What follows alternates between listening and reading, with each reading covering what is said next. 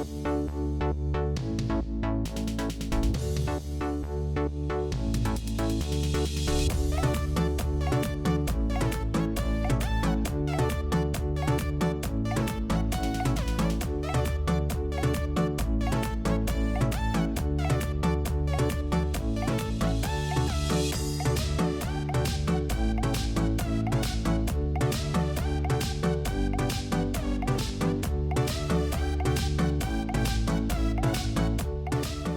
आप सभी को इन्फॉर्म करना चाहती हूँ, इस सब्जेक्ट की ट्यूशन क्लासेस स्टार्ट हो चुकी हैं। जो भी बच्चा ट्यूशन क्लासेस लेना चाहता है तो वो दिए गए नंबर्स पर हमें कांटेक्ट कर सकता है। Hello students, welcome to Nivan math academy. I hope आप सभी बहुत अच्छे होंगे, आपकी स्टडी अच्छी चल रही होगी। अगर अब तक आपने निवान मैथ एकेडमी चैनल को लाइक शेयर सब्सक्राइब नहीं किया तो प्लीज लाइक शेयर सब्सक्राइब। और मैथमेटिक्स के इस सफर में मैं आप सभी का हार्दिक स्वागत करती हूँ। ऐसे ही निवान मैथ एकेडमी के साथ पढ़ते रहिए और अपने सपनों की ओर बढ़ते रहिए। और आज हम बात करने वाले हैं एक्सरसाइज 1.1 का अपना नेक्स्ट क्वेश्चन। इससे पहले ऑलरेडी मैंने 5 क्वेश्चंस ऑलरेडी मैं करा चुकी हूँ। आज है क्वेश्चन नंबर 6। ठीक है, अगर आप मेरे YouTube चैनल पर न्यू हैं और इस वीडियो को पहली बार देख रहे हो तो मेरी आप सभी से रिक्वेस्ट है कि इसका जो बेसिक है, ये जो क्वेश्चंस चल रहे हैं वो चल रहे हैं हमारे पास रिजल्टेंट के मैग्नीट्यूड और रिजल्टेंट की डायरेक्शन के बेस पर चल रहे हैं। ठीक है, तो अगर आपने इसका बेसिक देन और एग्जांपल्स जो मोस्ट इंपोर्टेंट एग्जांपल्स है वो नहीं देखे हैं या क्वेश्चंस, तो मेरी आपसे यही रिक्वेस्ट होगी कि पहले आप जाके बेसिक तो जरूर करें, देन उसके बाद जो भी क्वेश्चन या एग्जांपल आपको देखना है वो देख सकते हैं। तो पूरी की पूरी प्लेलिस्ट बनी हुई है और आपको हमारे पढ़ाने का तरीका अगर पसंद आता है तो अपने दोस्तों के साथ जरूर शेयर करें। ठीक है, तो आज का जो एग्जाम्पल, क्योंकि काफी टाइम से एग्जाम्पल कर रहे थे तो आज का जो वही हैंग पे आ रहा है बार बार। तो क्वेश्चन जो 6 है वो क्या कह रहा है, इसी से रिलेटेड जो क्वेश्चन नंबर 6 है इसी से रिलेटेड मैंने एक एग्जाम्पल कराया था, बस थोड़ा सा डिफरेंस है अकॉर्डिंग टू क्वेश्चन। ठीक है, इसमें थोड़ी सी चेंजेस की गई है पर पैटर्न वही है जो आपको एग्जाम्पल में मैंने कराया था। तो यहाँ पे जो क्वेश्चन 6 है वो क्या कह रहा है, the resultant of two forces P and Q act at right angles to P। ठीक है, शो दैट, यहाँ पे P है ये, show that the angle between the forces is this and also show that this. अब देखो, सबसे पहले वही चीज मैं कहूंगी कि जितने भी हमने एग्जांपल क्वेश्चंस किए पहले हम उनकी फ्रेम तैयार करते हैं, मतलब रूपरेखा तैयार करते हैं। रूपरेखा तैयार करने के बाद मतलब फ्रेम तैयार करने के बाद इसका ये देखते हैं कि कौन सा फॉर्मूला अप्लाई होगा या कौन सा नहीं होगा, देन उसके बाद इसका सॉल्यूशन निकालते हैं। तो सिमिलरली सेम प्रोसीजर इसमें रहेगा। यहाँ पे क्या है, the resultant of two forces, यहाँ पे दो फोर्सेस दिए हुए हैं P एंड Q। मेरे पास P और Q दो फोर्सेस दिए हुए हैं और ये दोनों फोर्स देखो, तो इनका जो रिजल्टेंट है, अब यहाँ पे मेंशन नहीं है कि रिजल्टेंट R1 है कि R2 है कि R है, तो हम जनरली इनका जो इन दोनों का रिजल्टेंट जो लेंगे वो लेंगे R। P और Q मेरे पास दो फोर्सेस दिए हुए हैं, इनका जो रिजल्टेंट है वो क्या है मेरे पास R। तो पहले क्या कह रहा है वो कि रिजल्टेंट जो है दोनों फोर्सेस का वो राइट एंगल है टू द P, मतलब मेरे पास P से राइट एंगल पे। अब मेरे पास बेटा इस तरीके से बनता है, यहाँ पे मेरे पास P होता है, यहाँ पे मेरे पास Q होता है, यहाँ पे मेरे पास ये रिजल्टेंट होता था। ठीक है, दोनों फोर्सेस के बीच का एंगल हम लेते थे अल्फा और जो रिजल्टेंट P से एंगल बनाता था वो लेते थे हम थीटा।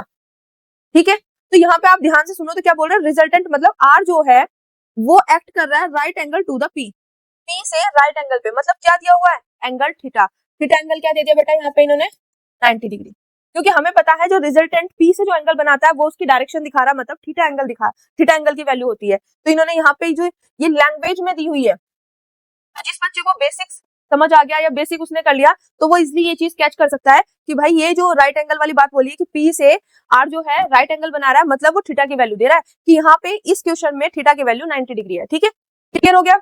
तब हमें शो करना है एंगल बिटवीन द फोर्सेस, मतलब दोनों फोर्सेस के बीच का एंगल हमें दिखाना है ये। ठीक है, और क्या शो करना है कि रिजल्टेंट की वैल्यू क्या होगी, मतलब ये वाला रिलेशन दिखाना। ठीक है, तो मतलब R की वैल्यू मतलब ये वाला पोर्शन निकालना है। ठीक है, तो क्वेश्चन पूरा का पूरा समझ आया कि P Q मेरे पास दो फोर्सेस है, इसका ये रिजल्टेंट है। यहाँ पे दो फोर्सेस है तो उनके बीच का एंगल क्या होता है, अल्फा, जो कि मुझे फाइंड करना है। रिजल्टेंट जो होता है मेरे पास R, वो P से जो एंगल बनाता है उसे बोलते हैं थीटा। थीटा की वैल्यू दी हुई है 90 डिग्री। ठीक है, तो मुझे अल्फा की वैल्यू निकालनी है और R मतलब ये वाला रिलेशन निकालना है। आई होप ये पूरा का पूरा क्वेश्चन आपको अच्छे से समझ आ गया होगा। अब माइंड में ये चीज आएगी कि हमें फॉर्मूला कौन सा अप्लाई करना है। यहाँ पे दो फॉर्मूले होते हैं, एक मैग्नीट्यूड वाला और एक डायरेक्शन वाला। तो यहाँ पे हम जो फॉर्मूला अप्लाई दोनों लिख लेते हैं फिर देते हैं। ये मैग्नीट्यूड वाला R square equal to P square plus के Q स्क्वायर प्लस के 2PQ cos अल्फा। ठीक है, यहाँ पे tan थीटा इक्वल टू, ये डायरेक्शन के लिए है, Q sin alpha upon P plus के Q cos अल्फा। इतना क्लियर हो गया। ठीक है, किसी को कोई भी दिक्कत यहाँ तक। अब देखो मेरे पास क्या है, मुझे थीटा की वैल्यू दी हुई है या नहीं, यस, थीटा की वैल्यू मुझे यहाँ पे दी गई है, ये दी गई है, क्लियर, थीटा की वैल्यू मेरे पास यहाँ पे दी गई है। अब मुझे यहाँ से देखो, मेरे को पी और क्यू तो सिंपल वैसे ही बोला है, बस मुझे थीटा की वैल्यू दे दी, तो यहाँ से क्या हम कुछ इवेल्युएट कर सकते हैं, जल्दी बताओ। अगर मुझे डायरेक्शन दे दी गई तो ऑब्वियसली डायरेक्शन का फॉर्मूला अप्लाई होगा, आगे बात समझ, ठीक है, क्योंकि अगर थीटा ना मुझे दिया होता तो मैं अप्लाई नहीं कर सकती थी, मैं फिर किस तरीके से इसको हैंडल करती, पर मेरे पास थीटा की वैल्यू दे दी गई है, तो इसकी हेल्प से हम कोई ना कोई वैल्यू, मतलब लाइक ए साइन अल्फा, मतलब अल्फा की वैल्यू यहाँ से इवैल्यूएट करेंगे, और यहाँ से अल्फा की वैल्यू इवैल्यूएट करने के बाद जो हमें प्रूफ करना है आर से रिलेटेड, आर स्क्वायर से रिलेटेड ये वाला पोर्शन, तो वो हम यहाँ पे प्रूफ करेंगे। तो हमारे पास इसमें दोनों फॉर्मूलाज अप्लाई होंगे, ये वाला भी और ये वाला भी, ठीक है। ये वाला मैंने फॉर्मूला क्यों यूज करना है, क्योंकि हमें यहाँ पे डायरेक्शन दी गई है, एंड यहाँ से डायरेक्शन जो हम यूज करेंगे, इसका मतलब पुट करेंगे, तो यहाँ से आपकी अल्फा की वैल्यू निकल के आएगी, जो हमें ये वाला प्रूफ करना है, एंड इसी की हेल्प से हम फिर इसमें जो कॉस अल्फा इसकी वैल्यू यहाँ पे पुट करेंगे, और इसमें हम रिलेशन जो हमें निकालना है वो रिलेशन हमारे पास निकल के आ जाएगा। तो आई होप ये पूरा का पूरा पैटर्न आपको समझ आया होगा कि कौन सा फॉर्मूला हमें अप्लाई करना है, कौन सा नहीं करना है। अब करते हैं इसका सॉल्यूशन स्टार्ट। लेके प्रभु का नाम, बचपन में करे थे ना, है ना, कि लेके प्रभु का नाम करते हैं अब हम स्टार्ट, मतलब इस तरीके से। अब तो मेरे को याद नहीं रही, पहले तो बचपन में ये चीजें हम बहुत ज्यादा बोलते थे, ठीक है। तो अगर आपको ये चीज, ये लाइन याद है, करते हैं हम काम लेके प्रभु का नाम, समथिंग कुछ ऐसे ट्यून है, तो अगर आपको याद हो तो कमेंट में जरूर बताना, ठीक है। तो यहाँ पे हमारे पास क्या है, हाँ, ये वाला पोर्शन। अब यहाँ पे हम इसका सॉल्यूशन करना स्टार्ट करें, तो सबसे पहले देखो पी एंड क्यू फोर्सेस तो मुझे गिवन है, हम यहाँ पे लेट करेंगे कि आर जो है मेरे पास वो रिजल्टेंट है पी एंड क्यू फोर्सेस का, ठीक है। यहाँ पे पहले सबसे पहले जो हम चीज लिखेंगे वो लिखेंगे let R be the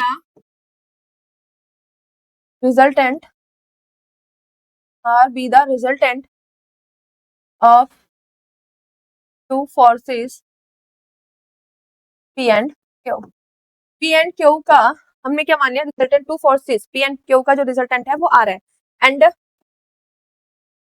alpha be the angle between, मैं ऐसे लिख रही हूँ, between P and Q, between two forces, between two forces P and Q, ठीक है, P and Q के बीच का क्या है, फोर्स है, क्लियर। ये चीजें मैंने यहाँ पे मेंशन कर दी, दो फोर्स मेरे पास पी एंड क्यू है, उनका रिजल्टेंट मैंने मान लिया, ठीक है, और दोनों फोर्सेस के बीच का जो एंगल है वो मेरे पास क्या है, अल्फा है, क्लियर। अब हम अप्लाई करते हैं। अब ये चीज आपको देखो, ये गिवन डायरेक्शन क्या दी हुई है, थीटा, तो आप ये लाइन लिख सकते हो, the resultant of two forces P and Q act at right angles to the P, ठीक है। इस लाइन को लिखने के बाद आप लिख देना that is theta equal to 90 degree, ठीक है। तो आप यहाँ पे लिख सकते हो हियर गिवन द रिजल्टेंट लिखने की जरूरत ही नहीं है, चलो लिख देते, the resultant given resultant R, ठीक है, R of two forces P and Q का जो रिजल्टेंट आर है मेरे पास, वो act at right angle to P से क्या है, राइट एंगल पे, ये चीज हमें गिवन है, दैट इज हमें क्या गिवन है, थीटा इक्वल टू 90 डिग्री, ठीक है। तो यहाँ पे मेरे पास आई होप जहां तक जो ये एंगल बनेगा समथिंग इस तरीके से बनेगा कि मेरे पास यहाँ पे ये मेरे पास क्या है, पी, ठीक है।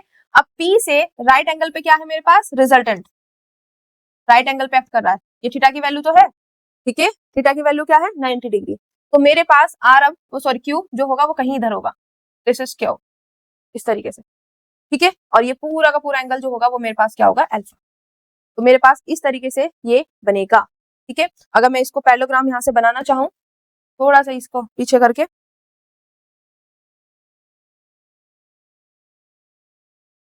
ऐसे बनेगा कुछ, ठीक है, इस तरीके से मैंने उसी हिसाब से लिया है।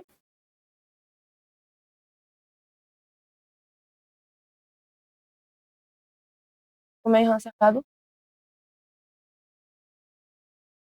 ठीक है, ये चीज आप समझ जाना। यहाँ पे मेरे पास पी, ठीक है, तो पी और क्यू मेरे पास दो फोर्सेस है जिनके बीच का एंगल क्या है, अल्फा है। आर क्या है इन दोनों फोर्सेस का, क्या है, रिजल्टेंट, और रिजल्टेंट जो है P से कितना एंगल बना रहा है, मतलब थीटा क्या है मेरे पास 90 डिग्री। ठीक है, अब मेरा टारगेट जो है मुझे फाइंड करना है अल्फा, एंड उसके बाद जो रिलेशन दिया हुआ है आर स्क्वायर समथिंग करके वो फाइंड करना है। अब देखो यहाँ पे मेरे पास थीटा दे दिया, डायरेक्शन दे दी, तो हम यहाँ पे लगाएंगे डायरेक्शन वाला फॉर्मूला। तो टेन थीटा क्या होता है बेटा मेरे पास, q sine alpha upon P plus के क्यू कॉस अल्फा। अब यहाँ पे वैल्यू पुट करेंगे और आगे इसको सॉल्व करेंगे। ठीक है, तो यहाँ पे अगर मैं वैल्यू पुट करती हूँ तो मेरे पास क्या होगा, टेन थीटा, थीटा की वैल्यू क्या 90 डिग्री, ये मैं अभी ऐसी रखूंगी, दिस P प्लस के क्यू कॉस अल्फा। अब मेरे पास यहाँ पे tan 90 क्या होता है, tan 90 की अगर किसी को वैल्यू नहीं याद है तो आप इस तरीके से कर सकते हो, sin 90 अपॉन cos 90।